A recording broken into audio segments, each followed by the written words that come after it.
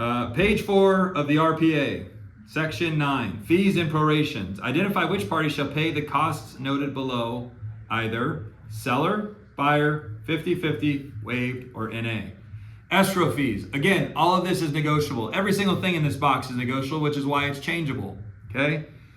What I have done with my clients in the past is the following. Escrow fees, 50-50. That means the buyer pays half, the seller pays half. Why? Because both parties are benefiting from the escrow company.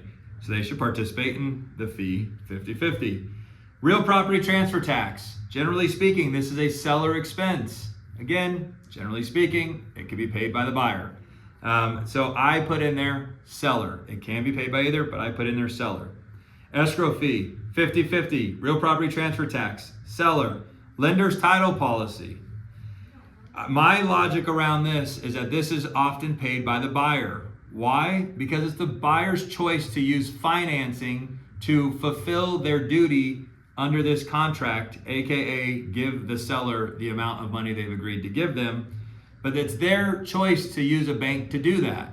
Well, if there's a cost associated with using that bank, why would the seller pay for it? So I'm also giving you guys some tactics on how you explain this to your buyer. Well, why am I paying for that? Well, you're the one that's using a loan. And by using a loan, there's costs associated with using a loan. Why would the seller pay for that? So lender's title policy paid for the buyer, paid for by the buyer. Appraisal, same logic applies.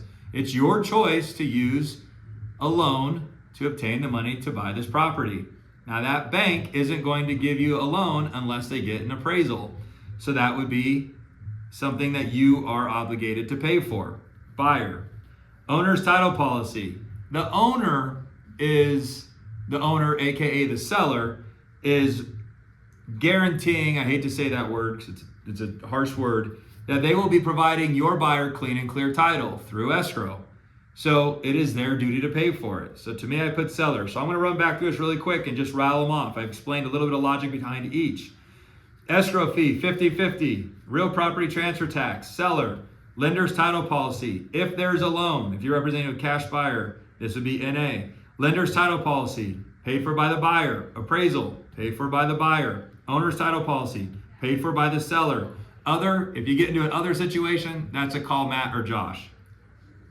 Anything to add? Yes, one thing. If you have a cash buyer, like Josh said, lender's title policy would be NA. There's no lender. Appraisal would either be waived if your buyer's not doing an appraisal, or if they elect to do an appraisal, you would check buyer.